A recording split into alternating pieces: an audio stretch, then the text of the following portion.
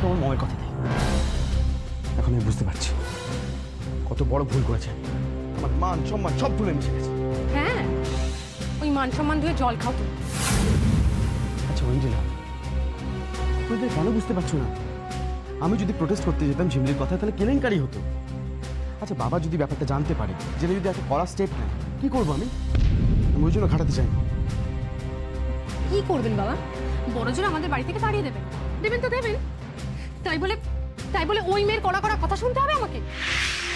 তুমি বোধহয় ভুলে যাচ্ছ, আমার মা বাবা এখনো বেঁচে আছে, আর তারা বেঁচে থাকতে আমার কেউ কোনোদিনও বিপদ করতে পারবে না। অঞ্জনা,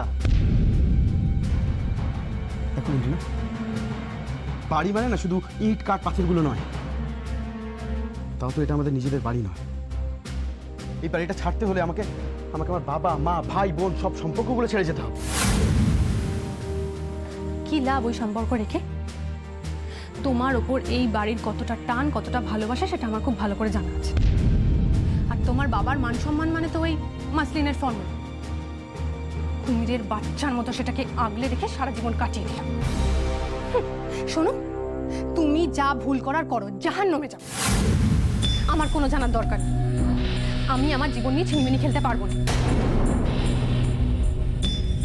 আমি মমকে বলে দেবো আমি এই বাড়িতে আর কিছুতেই থাকতে পারবো না, ব্যাস। অঞ্জনা,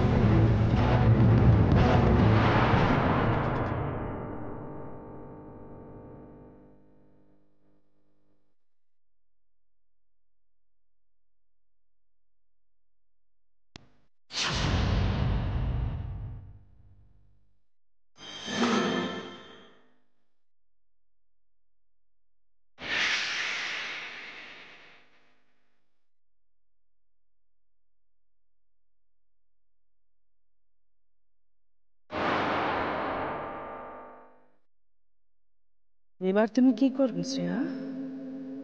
তোমার বাবার স্বপ্ন, সম্মান সব তখন আমার হাতের মুঠোয়। তুমি ঘুমো মা, বড্ড খাটনি যাচ্ছে তো। আহারে,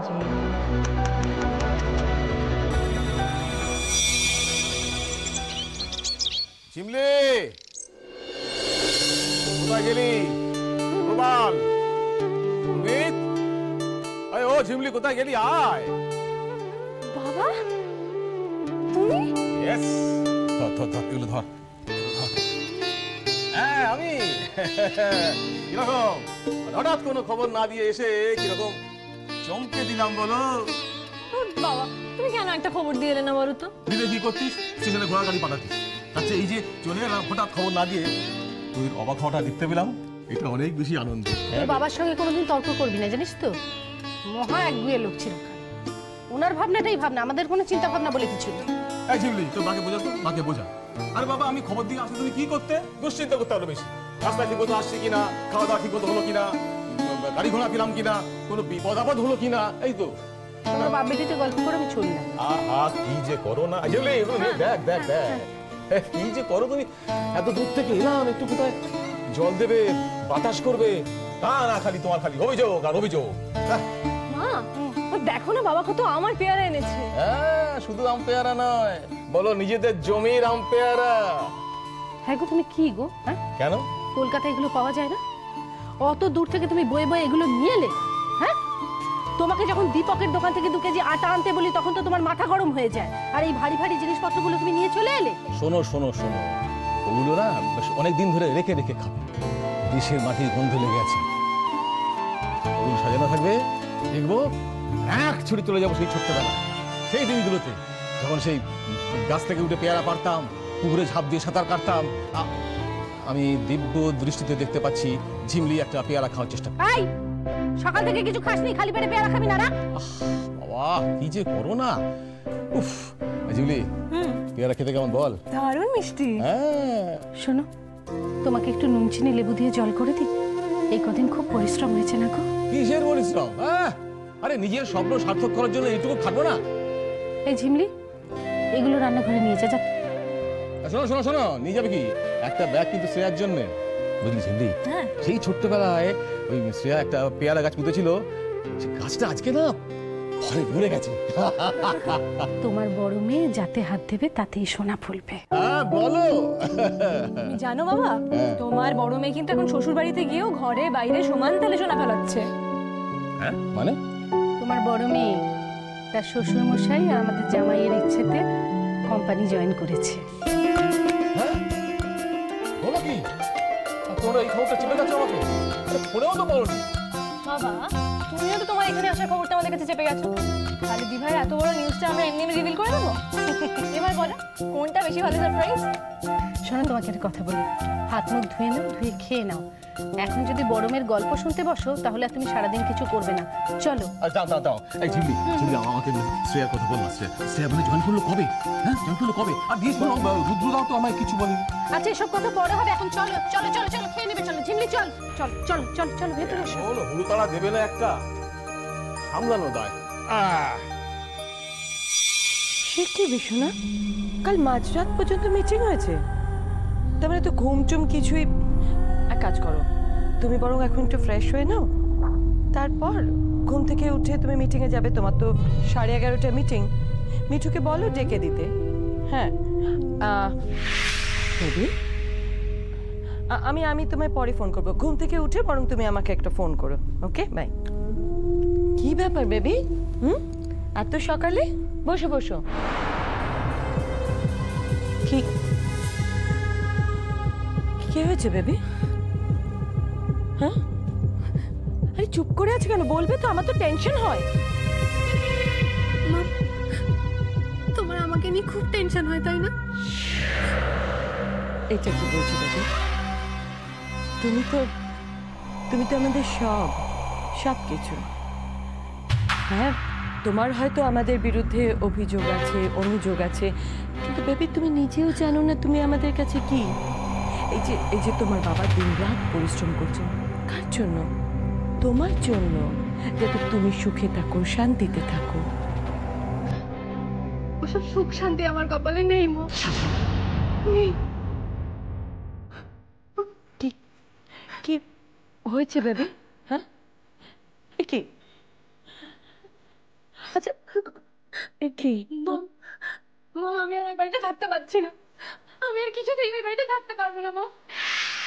আমাকে কারণ আমার টুকটাক কথা কাটাকাটি হতো, ঝগড়া হতো, কিন্তু জিমি আজকে আমাকে চোর বলেছে মা।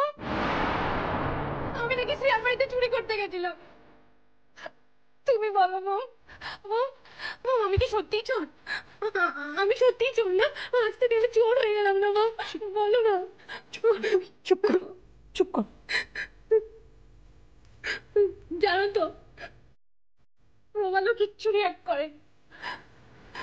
প্রবালের অভিযোগ আমি কেন কিছু না জানিয়ে করেছি। আমি কি করবো মা?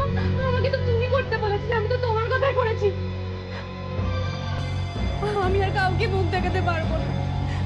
লজ্জায় আমার মাথায় হেঁট হয়ে যাচ্ছে মা। আমি সবার কাছে চোর হয়ে গেছি মা। বেবি শান্ত হও, শান্ত হও। তোমার আমরা আছি তো, এই পাড়ে আছে তো। এসো এসো, এখানে বসো। বসো বেবি, শান্ত হও। বসো বসো, আমরা আছি তো বেবি।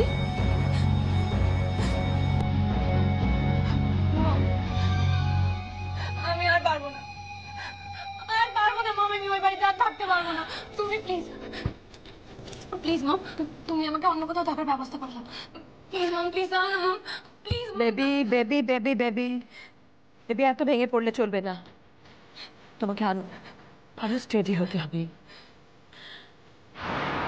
প্রমীলা সরকারের মেয়ে এত সহজে ভেঙে পড়তে পারে না, কিছুতেই না।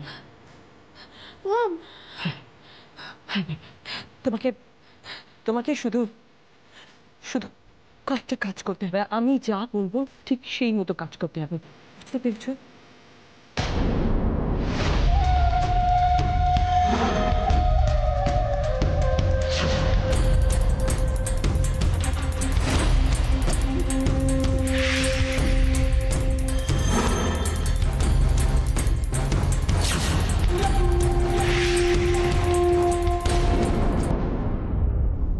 বেবি, তুমি নিশ্চিন্তে থাকো। আমার মেয়েকে যারা কষ্ট দিয়েছে, যে ফ্যামিলি আমার মেয়েকে কষ্ট দিয়েছে, সেই ফ্যামিলিটাকে আমি জীবন্ত ছাড়বই বেবি। তোমার খুকু কি এখনো ছোট আছে নাকি? সে এখন দক্ষ হয়েছে, ঘরে বাইরে দু জায়গায় সামলাচ্ছে। ও আমার অহংকার মা, আমি ওর জন্য সবসময় গর্ববোধ করি। কেন জানো? জীবনে সব সময় সব ক্ষেত্রে ও আমার মুখ উজ্জ্বল করছে। আর নিজের জামাইয়ের কথাটা তো বললে না? একজন পুরুষ মানুষের যতই গুণ থাক না কেন, তার পাশে কেউ যদি না দাঁড়ায় সে কখনো উন্নতি করতে পারে না। তোমার মেয়ের যতই গুণ থাক না কেন, তোমার জামাই যদি পাশে না থাকতো তাহলে শ্রেয়া তো উন্নতি করতে পারতো না, বুঝেছো? তার মানে বলছো যে আমার যেমন লক্ষ্মী মেয়ে সেই রকমই গুণী জামাই। বাবার খাবারটা নিয়ে আয়। বাবা আসছে। হ্যাঁ গো, বলছি তোমাকে তো আসল কথাটাই জিজ্ঞাসা করা হলো না। সেটা হচ্ছে যে যে কাজটা নিয়ে গেলে সেটার কতদূর কি হলো? সব কাজ প্রায় রেডি, প্রশাসনের জায়গা দেখা হয়ে গেছে, ম্যান পাওয়ার জোগাড় করে ফেলেছি। এবার শুধু ফর্মুলাটা নিয়ে রুদ্রদার সঙ্গে বসে বাকি প্ল্যানিংটা করে ফেলতাম, ব্যাস। বাবা, হ্যাঁ। বাকি যা প্ল্যান পরে করো, এখন খেয়ে নাও তো। এই দেখো, ভাবলাম একবারে ভাত খেয়ে নেবো, এখন আমার জল খাবার আনলি। আরে বাবা, ভাতটা বেলায় সবাই তো এত খুঁতখুত করো না তো, খাও। আচ্ছা ঠিক আছে। ও রুমা ভুলে গেছিলাম তোমাকে বলতে, যে ওই ফর্মুলার ফাইলটা বের করে রেখো। আমি রাত্রিরে বসে একটা জরুরি কাজ করে ফেলতে হবে। ফর্মুলার ফাইল? হ্যাঁ, কেন? বাবা, ফাইলটা তো বাড়িতে নেই। বাড়িতে নেই মানে? কোথায় ওটা? ওটা আমি দিভাইয়ের কাছে রেখে এসেছি, তবে তুমি যদি বলো আমি কাল সকালে নিয়ে আসবো। সে কি, ফাইলটা কুকুর কাছে গেল কেন?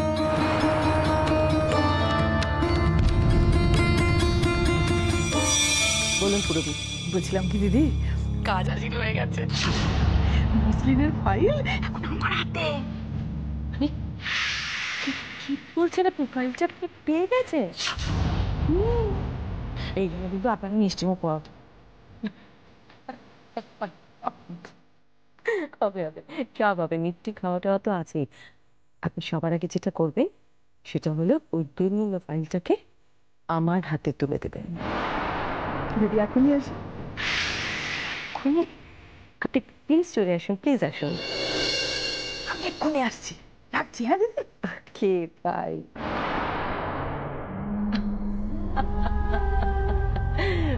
Baby baby baby baby baby, দেবতা বলো আর অপদেবতা বলো, আছে আছে বেবি, আছে। তোমার চোখের জল আমি সহ্য করতে পারি না বেবি, একদম পারি না। তুমি আর কাঁদবে না, তুমি আর কাঁদবে না। এবার কাঁদবে ওই শুভ্র চৌধুরী আর তার পরিবার। যাক রুমা, তোমার এই ঘর পরিষ্কার করার বাতিলটা এতদিনে একটা ঠিক কাজ করলো। এসব জিনিস ভবিষ্যতে যার হবে তার কাছে সযত্নে গচ্ছিত আছে। এই গিয়ে জুলি, শোন, কালকে তোর যা দরকার নেই, আমি বরং বিকেলে একবার যাই, বুঝলি? রুদ্রদার সঙ্গে কথাবার্তা বলা যাবে। আর তাছাড়া বুঝলে, কুকুরটাকে অনেকদিন দেখিনি তো। শরীরের ভাবনাটা ভাবা ভুলেই গেছো না গো? হ্যাঁ, মনে নেই শরীরটা খারাপ হলে কিরকম লাগে? আজকে তুমি কোথাও বেরোবে না, বাড়িতেই থাকবে, বিশ্রাম নেবে। বিশ্রাম আমি একেবারে নেব রুমা, একেবারে। আমি হচ্ছি রেসের ঘোড়া, বুঝলে? যেদিন মুখ থুবড়ে পড়বো আর উঠবো না। কেন আজে বাজে কথা বলো বলো তো? খুব ভালো লাগে বলতে। এই আজেবাজি কথাগুলো জীবনের সব থেকে সত্যি রোমা। দেখো না, এই যে আমরা হাঁটছি, কথা বলছি, কাজ করছি, আরো উন্নতির চেষ্টা করছি, কিন্তু ওই ওই ওই একটা বিদ্যুতে গিয়ে কিন্তু সব শেষ। এই জিম্মি, শ্রেয়াকে ফোন কর, বল ফাইলটা নিয়ে বিকেলে আসতে আর বাবার সঙ্গেও দেখা করে যেতে। ও নিজেও খুশি হবে। না না না, একেবারে না রুমা, একেবারে না, একেবারে না। ওর এখন কত কাজ, ও ঘর অফিস সব সামলাচ্ছে। না না, ওর আসার দরকার নেই, বরং আমি চলে যাই একবার। আমার আর কি কাজ আছে বলো না। আর রুদ্রের সঙ্গে দেখা হবে, কথাবার্তা বলতে হবে, মানে ওই ফর্মুলাটা নিয়ে অনেক কিছু আলোচনা করার আছে। যদি না যাই, কথাবার্তা না বলি, হয়তো ভাববে যে আমি এখন কোনো ইন্টারেস্ট দেখাচ্ছি না। ঠিক আছে বাবা, কিন্তু মা যখন বললো আমি দিভাইকে বরং একটা ফোন করে দিই। একটু জল খেয়ে নি, লুচি তো।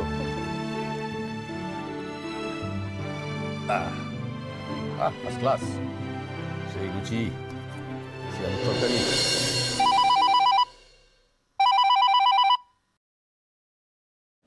হ্যালো, দিভাই, তোর জন্য একটা দারুণ সারপ্রাইজ আছে। ও ঝিমলি, বল। আচ্ছা, তার আগে বল তো, তোর আজকে ব্যস্ততা কিরকম? হ্যাঁ, একটু তো প্রেশারে আছি। কেন, বল না। বাবা ফিরে এসেছে। সত্যি? বাবা ফিরে এসেছে ঝিমলি? হ্যাঁ রে দিভাই, হ্যাঁ।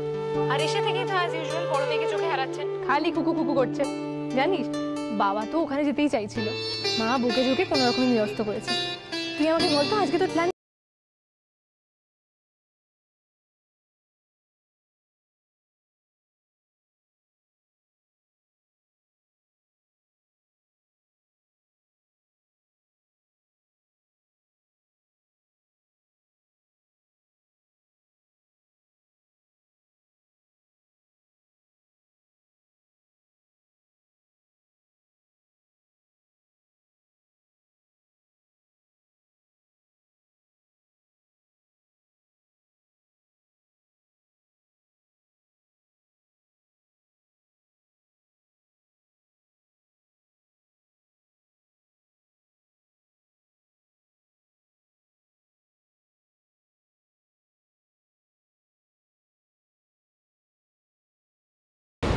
কি হলো দিভাই, এনি প্রবলেম? কিরে দিভাই, কি হলো? ফাইলটা এখানেই তো রেখেছি।